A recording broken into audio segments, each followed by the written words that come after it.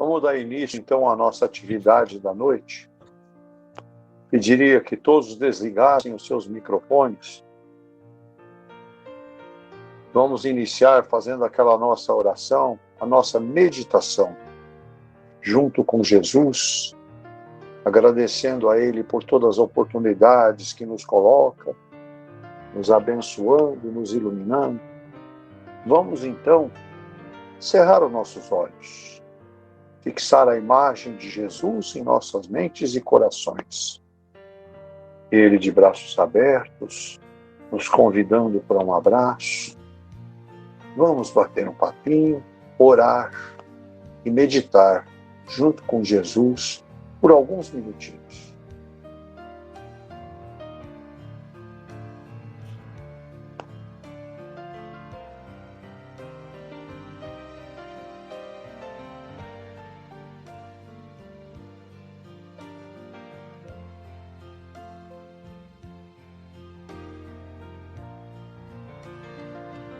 Que maravilha, não?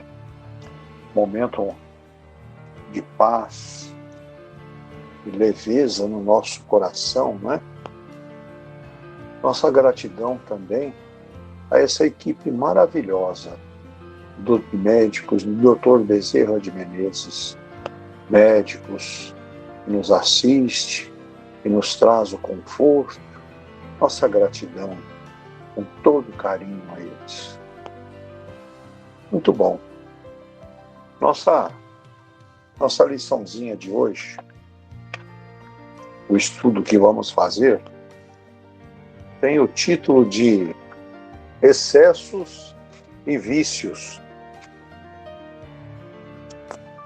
A gente vem falando muito sobre tudo isso ultimamente, né? Os vícios e as situações que a gente acaba agindo e que são tão maléficas para o nosso dia a dia e às vezes passa despercebido por nós, né? Então a gente vai relembrar um pouquinho mais de tudo isso, e tudo isso é para nos alertar, né? Alertar que não existe culpado dos nossos desequilíbrios e das nossas enfermidades. Somos nós mesmos os responsáveis. Então a lição começa nos dizendo assim: muitos males que nos atingem no mundo não são expiatórios, nem provacionais, nem sequer estão previstos. São os que resultam dos excessos que cometemos e dos vícios. No mundo espiritual, planejamos levar uma vida equilibrada e parcimoniosa. Todavia, quando encarnados, costumamos envolver-nos com as coisas terrenas e esquecer os planos traçados.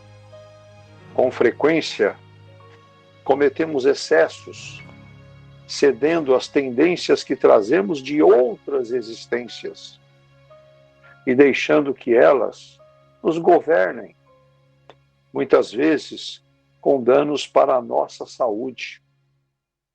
Os espíritos advertem que os vícios podem alterar-nos a constituição e criar necessidades irreais.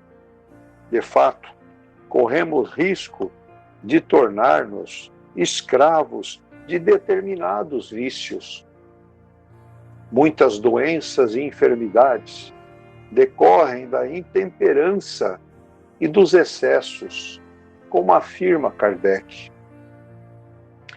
Há consequências do comportamento que contraria as leis que regem a vida podem aparecer ainda nesta vida, ou estender-se a futuras existências, sob a forma de doenças ou suscetibilidade a elas. Nosso organismo pode ser afetado por deficiência ou sobrecarga de alimentação, sedentarismo, bebida alcoólica sem moderação, fumo, drogas, medicamentos usados sem orientação médica criteriosa, sexo sem equilíbrio, tempo de sono reduzido, jornada excessiva de trabalho, estresse, mau humor, irritabilidade, mágoa e ódio. Todos esses males podem ser evitados tomando o seu cuidado de viver com temperança. Isso pode ser facilitado pelo próprio organismo, que dispõe de mecanismos que sinalizam os limites do necessário. Basta prestarmos atenção. Além disso, os jornais, revistas e a televisão têm procurado esclarecer essa questão através de reportagens, entrevistas e etc. Infelizmente, muitas pessoas só aprendem com a experiência e depois que as consequências negativas começam a aparecer. O nosso corpo pode ser afetado pela intemperança de tal maneira que o tempo de vida na Terra pode ser encurtado. É o que relata André Luiz, cuja existência foi reduzida por causa de alguns abusos que cometeu. Por esse motivo, foi recebido como suicida inconsciente e involuntário no mundo espiritual. Comentando-se esse caso, o instrutor espiritual Henrique de Luna, que foi médico, destacou alguns fatores que comprometeram a saúde e contribuíram para a sua desencarnação prematura. Sífilis, doença sexualmente transmissível, contraída na juventude, cujo tratamento era bastante limitado na época em que ele viveu na Terra. Modo de conviver, muitas vezes, exasperado e sombrio, episódios de cólera, com ofensas ao próximo, fígado maltratado e aparelho gástrico prejudicado pelos excessos de alimentação e bebidas alcoólicas. Prosseguindo nas suas considerações, o mentor espiritual explica que tudo isso poderia ser evitado com um procedimento mental enquadrado nos princípios da fraternidade e da temperança. Nosso organismo foi planejado para uma vida de atividade física, como andar a pé, trabalhar com os braços. Com a invenção dos meios de transporte e das máquinas, tornamo-nos cada vez mais sedentários. O conforto que nos proporcionam pode ser compensado com caminhadas, natação, esportes, exercícios físicos e etc. Para se preservar a saúde, uma medida importante consiste na reeducação alimentar, evitando-se comer gordura e carboidrato além do necessário, bem como os regimes exagerados sem orientação. Bebidas alcoólicas usadas com moderação não prejudicam. Todavia, não se pode esquecer que as dependências químicas de álcool começam com pequenas doses. Quando há risco, por menor que seja, de desenvolver um uso abusivo ou dependência, é prudente aboli-las completamente. Abolir o cigarro e as drogas em geral, assim como tomar medicamentos, principalmente os tranquilizantes e moderadores do apetite, somente quando prescritos por médicos, constituem medidas importantes para preservar-se o equilíbrio orgânico. Adequar a jornada de trabalho é recomendável para prevenir-se o desgaste excessivo do organismo. A sexualidade sem equilíbrio não tem respaldo nos ensinamentos dos espíritos, que nos conscientizam de que o sexo é saudável, quando praticado com responsabilidade e numa união estável, aliada ao amor. Evitar estresse, irritabilidade, mágoa e ódio e preservar calma e serenidade são iniciativas da maior importância para conservar-se equilíbrio emocional, assim como saúde física e mental. Muito bem, né? Está aí uma lição assim maravilhosa, muito bem explicadinha, né? E colocando já de pronto para nós que nós, quando viemos para cá, nós fazemos um planejamento, né? Um planejamento de correção das nossas responsabilidades, das coisas que praticamos, né? Em outras vidas. E aí, nós fazemos um pacto de como conduzir a nossa vida aqui. E aí, quando a gente chega aqui, isso acaba sendo envolvido por sentimentos assim, que não tem nada a ver com aquele plano que a gente fixou lá. Então, esses vícios que nós vamos adquirindo no decorrer da nossa vida, os excessos que nós cometemos, né? Isso é altamente prejudicial à nossa caminhada. O que acontece com isso? Ao invés de nós estarmos resgatando os nossos débitos, nós estamos postergando esse resgate, né? Estamos empurrando de barriga, como diz o ditado popular, né? Então, acaba se envolvendo em situações que são adquiridas aqui, na vida material, na vida presente, né? Por quê? Existe uma situação que, inclusive, nos é colocada, que tudo isso está baseado no Evangelho nosso, no capítulo 5, no item 4. Tá?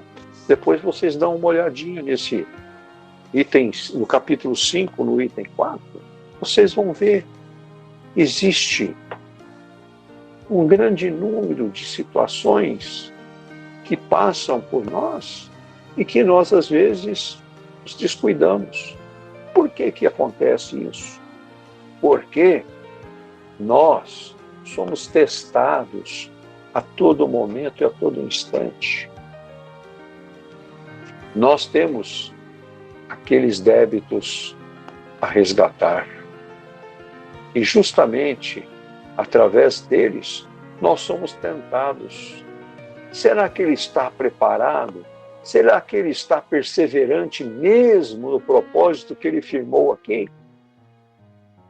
Vamos testá-lo. Vamos ver se ele aguenta. E aí aonde recai, começa a praticar tudo o contrário daquilo que combinou, né? Aí a falta de perseverança, né, naquilo que propôs, começa a se proceder mal, começa a não limitar os seus desejos, a cobiça, né, o orgulho, tudo isso vai acumulando. E aí isso vai se enraizando, como a gente já falou, vai se enraizando. Cria-se uma raiz tão profunda, tão forte, né, que é difícil você conseguir se desvencilhar. Através de ações erradas, situações que nós mesmos somos responsáveis, porque as causas de tudo isso são decorrentes das nossas ações. Ações praticadas aqui, agora, na vida material. E provocadas o incentivo para que você seja testado através daquelas que você carrega, não é? Será que aquilo que eu acabei de dizer, será que ele está perseverante mesmo? Então nós somos testados constantemente. Então, nossas enfermidades, os nossos desequilíbrios estão aonde? Nos excessos que nós cometemos. Nós temos excessos de todos os gêneros, na verdade, vícios que nos complicam cada vez mais a nossa trajetória, né? Então, aí tem aquele conselho de Santo Agostinho, que precisamos nos autoconhecer, saber como foi o dia, fazer o autoexame. Isso está ali previsto no nosso item 4 também, né? Na questão do que nós fizemos. Foi bom, agimos bem, fomos coerentes com nós mesmos, agimos da forma que nós queríamos que agissem contra nós. Era o que eu gostaria de receber, o que eu falei, o que eu disse, né? Este autoexame pode ser feito diário, nessa meditação que nós fazemos. O que eu fiz de bom? Me ajuda, Pai, me ajuda a esclarecer as minhas dúvidas e me orientar melhor, não é verdade? Porque nós temos que ter respostas para 3 posições. Se eu houvesse feito ou deixado de fazer tal coisa, eu estaria na mesma condição? Eu estaria passando por isso? Né? Será que se eu fizesse diferente, seria melhor? É assim que a gente vai fazendo o nosso exame diário das nossas atitudes, né? Então, é assim que nós precisamos conduzir. Temos lá o nosso exemplos das situações que nos fazem mal, né? Sobrecarga de alimentação. Nós estamos prejudicando o nosso organismo. Nós estamos maltratando esse corpo que nos foi emprestado. Esta matéria, que é uma vestimenta temporária para nós, né? Nós temos que cuidar bem dela, para que a gente possa realizar tudo o que nós precisamos, não é verdade? Então, aí começa o sedentarismo, que hoje é muito comum no nosso meio, né? A automatização de tudo facilitou muitas coisas, facilitou a nossa vida, mas aí nós não podemos ser sedentários, porque nós estamos judiando de nosso organismo, não é verdade? Então, temos que ir lá praticar uma caminhada, uma natação, um esporte, movimentar-se, né? Aquilo que a gente disse há um tempo atrás, nós precisamos nos movimentar, porque aquele que se movimenta evolui. Quem se movimenta evolui. É isso que Jesus quer para nós, né? Todos os males nossos podem ser evitados, porque quando você faz tudo moderadamente, é outro caminho, não é verdade? Ele cita isso. Nós temos o exemplo de André Luiz. André Luiz, que tem inúmeras obras aí escritas de orientações a nós, né? sobre as nossas condutas, o nosso modo de agir. André Luiz chegou no mundo espiritual como um suicida inconsciente. Por que suicida inconsciente?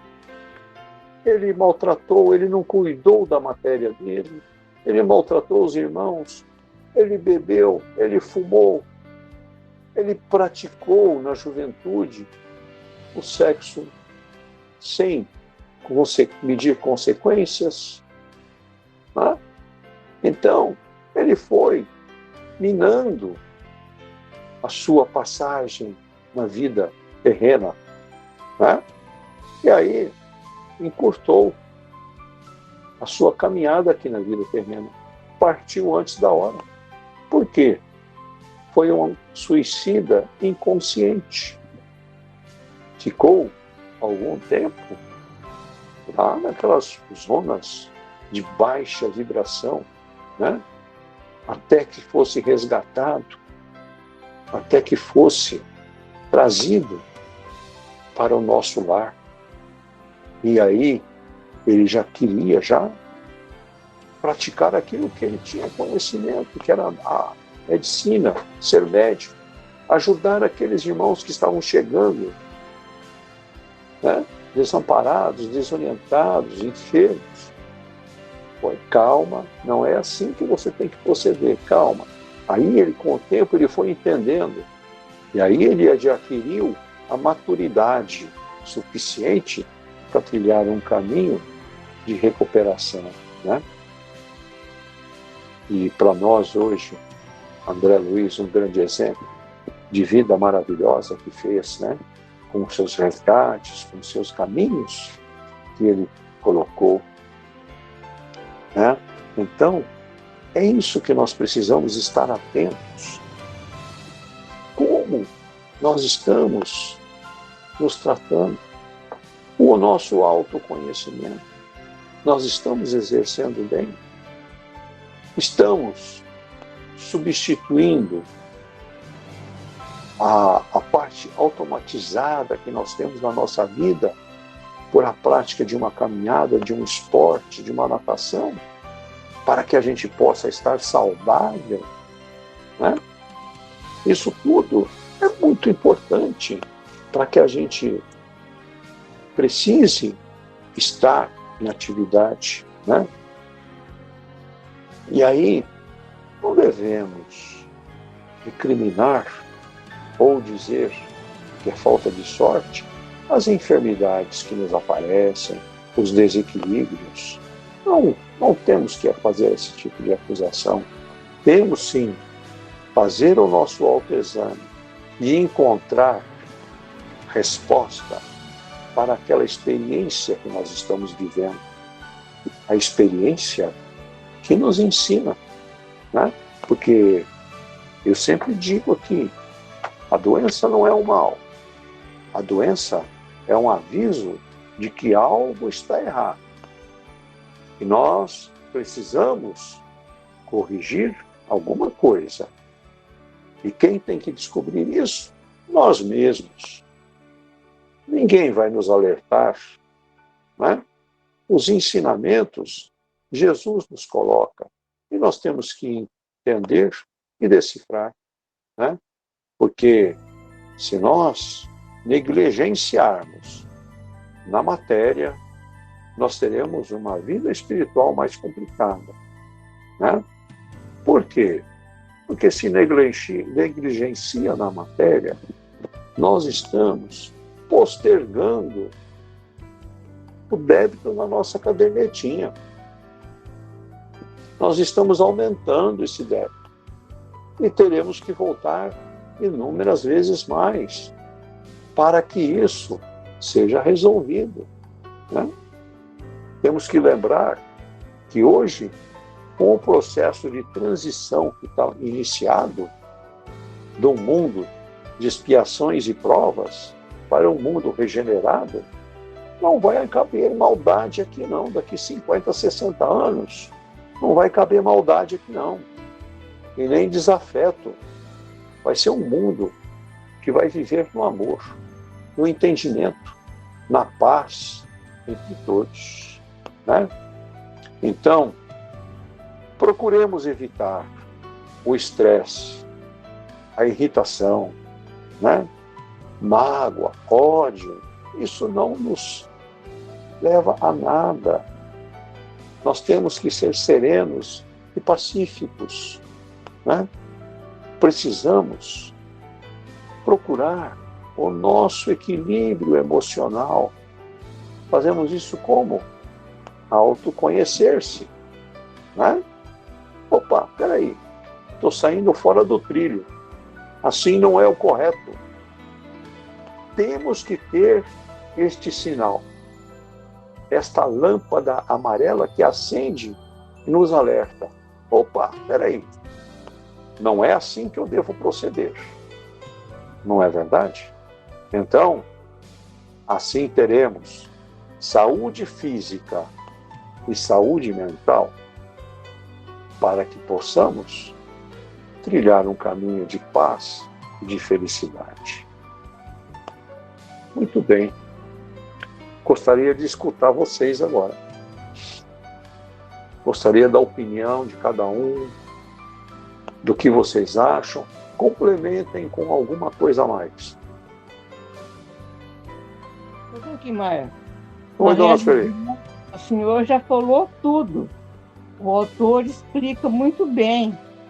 Vamos pensar, nós que estamos engatinhando agora no Espiritismo, nós sabemos que as nossas vidas kármicas, num planeta de transição, não é fácil. O vício é um efeito das nossas próprias escolhas, causando prejuízo a nós e às pessoas que nos rodeiam. Portanto, eu acho que é muita responsabilidade para quem acredita na reencarnação como um processo evolutivo, e sabendo que o resgate um dia virá bater na nossa porta. Disso não tenha dúvida. Portanto, o caminho é Jesus. É se agarrar a alguma coisa para poder vencer o vício, para a nossa salvação. Quando a gente abusa dos vícios, quem fica felizes são os nossos obsessores. Eles que aproveitam aqueles vapores que saem dos alimentos e se divertem com isso. E quem se prejudica somos nós, ficando com o corpo doente, o espírito doentio, e isso levando como se um auto-suicídio. Então nós precisamos cuidar desse jumentinho que Deus deu para a nossa reencarnação. Evitar vícios, lógico, vamos ter que evitar. Conviver bem com os outros é uma outra maneira de se melhorar muito e se fortalecer para não cometer esses excessos. É o que eu penso. Obrigada. Eu que agradeço, dona Sueli, agradeço suas palavras de carinho, viu? Muito obrigado. E está certinho o que a senhora colocou, né? Nós temos que, como espíritas, temos uma responsabilidade maior com isso, né? Por quê? Responsabilidade maior. Porque nós sabemos dos desdobramentos, como acontece, não é verdade? Então, se nós sabemos que, como espíritas, nós não podemos agir de certa forma, por que nós insistiremos em agir errado, não é verdade? Então, quer dizer, falta de conhecimento não é, né? É um conhecimento de causa. E como diz Allan Kardec, lá no nosso item 4, lá do capítulo 5, nós somos os causadores dos nossos próprios infortúnios. Nós é que somos responsáveis. É como eu disse no início da nossa lição. Ninguém causa mal a ninguém. É nós mesmos que plantamos. Não é verdade? É isso aí, dona Sueli. Muito obrigado. Quem mais quer falar?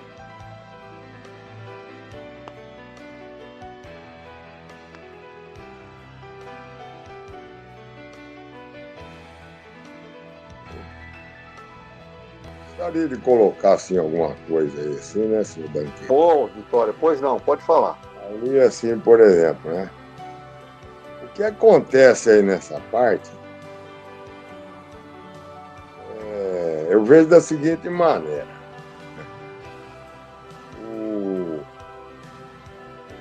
As coisas são feitas comercialmente para faturar dinheiro.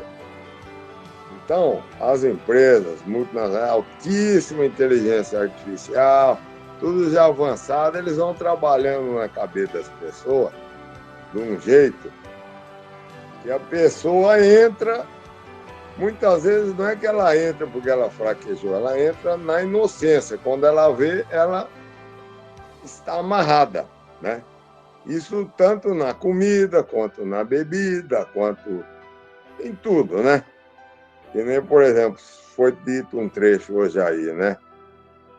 Pessoas que, por exemplo, bebem sem moderação, né? Aí também a pessoa já entra, assim, numa situação que todo mundo que se perdeu aí do meio começou com moderação, né? Seria aí. Então, são propagandas enganosas, os próprios alimentos, eles já são colocados substâncias nele, entendeu? Que fazem a pessoa comer mais, entendeu? São certos sais, certos tipos de químicos, segredos que eles têm lá, né? E faz com que a pessoa coma cada vez mais, né? O povo que é induzido também, eu costumo falar para as pessoas, né? Eu vejo a pessoa chega no supermercado, chega lá, é lá 1 quilo de maçã lá, não sei o quê, R$ 10 lá, uma pera lá, vamos dizer, bonita, frutas de época bonita, lá R$ 10. Eu falo, não vou comprar isso aqui não, porque é muito caro. Né? Tá, tudo bem. Tá, chega ali no outro corredor, tem 30 metros de prateleira, uns tipos de um salgadinho lá, que é tudo feito na base do artificial puro. Eles pegam um pacote daquele lá, custa mais que isso, e dá na mão de uma criança.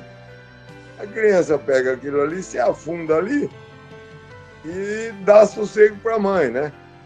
Então eles vão caminhando assim por um caminho. Então são várias armadilhas que eles vão colocando, né? E hoje em dia com o celular, que as crianças já pegam, às vezes já vão de pequeno, elas já vão sendo induzidas a subjetivo na cabeça, elas não percebem, já estão entrando num caminho praticamente, vamos dizer, não é sem volta, né? Que é, às vezes a mãe induz a criança a seguir num caminho que a gente vê assim com certo, né? Que a pessoa vê lá,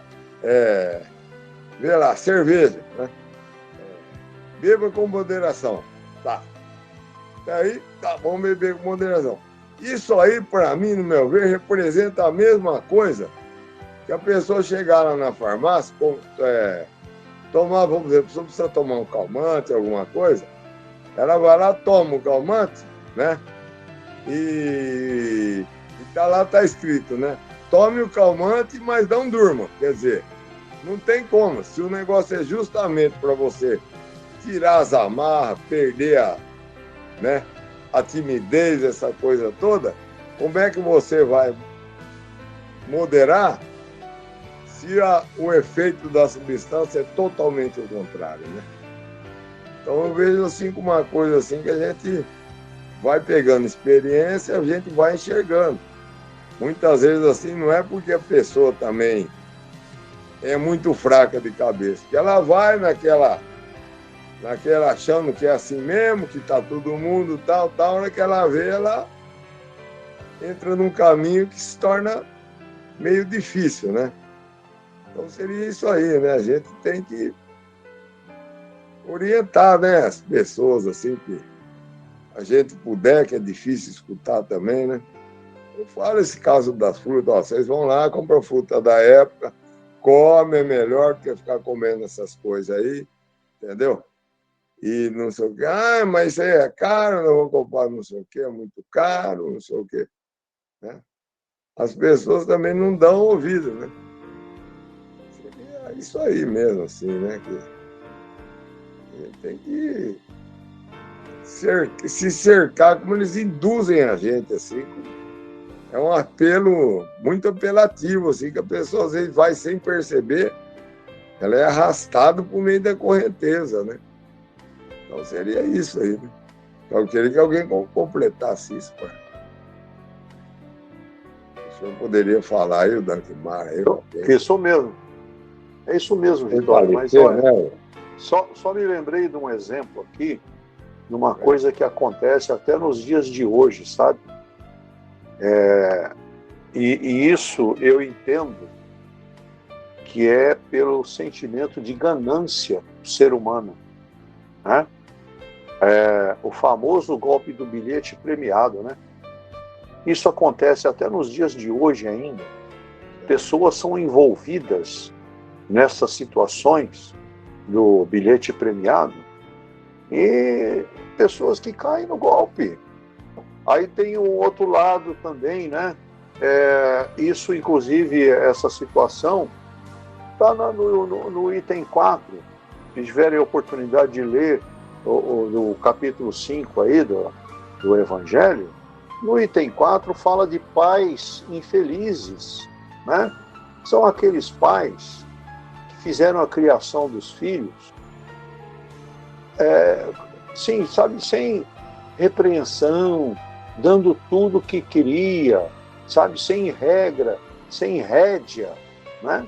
Então, depois, acabam se lamentando, porque eles, depois que estão lá desenvolvidos, estão lá com sentimentos de orgulho, de egoísmo, né? Querem mais. Se eles têm uma condição financeira X, eles querem X mais Y, né? Então, eles querem mais e mais. E aí os pais acabam sofrendo com isso tudo, né? Então, é uma coisa que os pais são responsáveis por essa educação, porque não repreenderam na época correta, quando precisava, né? Então, é muito perigoso nos dias de hoje esta situação em relação aos filhos. Precisa ter rédeas, precisa ter pulso, porque a meninada que chega é de uma opinião firme, sabe? Então tem que ter esse pulso. E isso está bem recomendado no nosso Evangelho aí, né? Muito bom. Mais alguém quer falar? Na realidade, isso não levam os pais à loucura. Eles dificilmente conseguem dizer não aos filhos. O que acontece com essas crianças? Cresce com essa mentalidade. Mas nós que estamos caminhando, como eu disse, no Espiritismo agora, temos que começar a passar para as nossas crianças também esse ensinamento. Porque hoje existe escolinhas em todos os centros, espírita, católico, protestante, evangélico, escolinhas para as crianças. Eu sei porque minha sobrinha dá aula no Irmã Catarina, essas crianças. Então, eles são os orientadores. Eles já começam a ter um aprendizado do Espiritismo. E isso vai facilitar para eles no futuro. Estão ganhando confiança, ganhando uma coisa que para o futuro vai servir muito para eles. Obrigada. Com certeza, dona Celi, exatamente.